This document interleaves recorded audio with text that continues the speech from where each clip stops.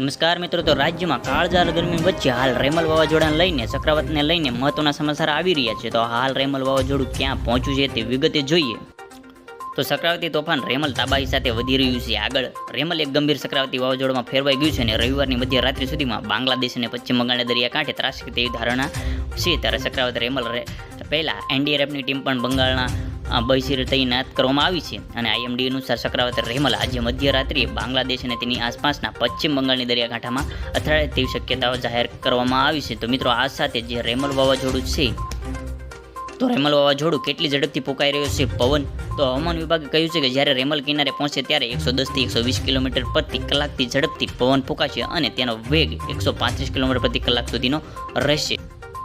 તો ચક્રવાત પશ્ચિમ બંગાળના દરિયાકાંઠા જિલ્લામાં અત્યંત ભારે વરસાદ અને કોલકાતાની આસપાસના વિસ્તારોમાં ભારેથી અતિ ભારે વરસાદ થવાની ધારણા કરેલી છે. તો હવામાન કચેરીએ જણાવ્યું છે કે રેમલ ઉત્તર તરફ આગળ વધી રહ્યું છે અને રવિવારના મધ્યરાત્રિ સુધીમાં મોંગલ બંદરથી દક્ષિણ પશ્ચિમ નજીક ચાગર દ્વીપ અને પશ્ચિમ બંગાળ અને ખેપુપુરામાં બાંગ્લાદેશ વચ્ચેના દરિયાકાંઠા પાર કરતાં પહેલાં વધુ તીવ્ર થવાની સંભાવના રહેલી. તો મિત્રો, તમને જણાવી દઈએ તો રેમલ વાવાઝોડું ભારે તબાહી મચાવશે. તો ચક્રવાતી તોફાન રેમલ વધુ તીવ્ર બન્યું છે અને રવિવાર પશ્ચિમ બંગાળ અને બાંગ્લાદેશના દરિયાકાંઠે અથડાશે અને સમયગાળા દરમિયાન 100 કિમી પ્રતિ કલાકથી વધુ ઝડપી પવન ફૂંકાવાની શક્યતા રહેલી છે. આ દરમિયાન હવામાન નિષ્ણાત આંબાલાલ પટેલે જણાવ્યું છે કે પશ્ચિમ બંગાળ, બિહાર સહિત પૂર્વ ભારતમાં રેમલ વાવાઝોડું ભારે તબાહી મચાવશે. માછીમારોને સોમવાર સવાર સુધી બંગાળની ખાડીમાં ન જવા પણ ચેતવણી આપવામાં આવી છે. એનડીઆરએફની ટીમો પણ સાવચેતી પગલાં તરીકે રાખવામાં આવી છે. આ ઉપરાંત જ્યાં પણ વધુ અસર દેખાય છે ત્યાં હાલ આર્મી અને નેવીની એલર્ટ પણ રાખવામાં આવ્યું છે. હવામાન વિભાગે પશ્ચિમ બંગાળની દરિયાકાંઠામાં જિલ્લામાં દક્ષિણ ઉત્તર 4 પગરણમાં માટે રેડ એલર્ટ જાહેર કર્યું છે. અહીં હવામાન વિભાગે કેટલાક વિસ્તારોમાં ભારે વરસાદ કરવાની આગાહી કરી.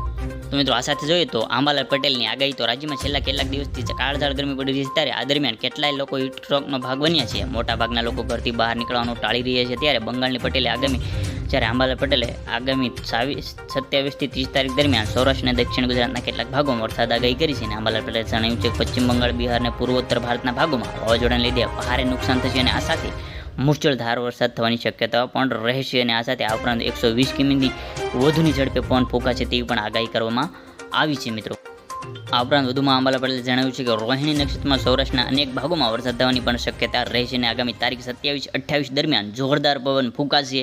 હવે ધીમે ધીમે ગરમીમાં ઘટાડો થશે અને આગામી 8મી જૂને અરબ સાગર અને બંગાળના ઉપસાગરમાં ડિપ્રેશન થશે અને આમ 8 થી 14 તારીખ દરમિયાન અરબ સાગરમાં વાવાઝોડું થવાની શક્યતા છે. આગામી 28 મે થી 1 જૂન દરમિયાન મોહમ્મસૂ કેરળ પહોંચી છે તેવી શક્યતા રહેલી છે. મિત્રો, તમે તમને ખાસ જણાવી દઈએ, ખાસ નોંધ છે અમારી એક, તો વરસાદ અને વાવાઝોડા સંબંધિત તમામ માહિતી માટે હંમેશા હવામાન વિભાગની આગાહી અનુસરવી છીએ. તેમાં જ અમને તમને અપડેટ આપતા રહીશું. તો આમ અમારે આ ચેનલને અત્યાર સુધી જો સબસ્ક્રાઈબ ના કરી હોય તો વહેલી તકે સબસ્ક્રાઈબ કરી લેજો, જેથી તમામ સમાચાર તમારા સુધી પહોંચતા રહે.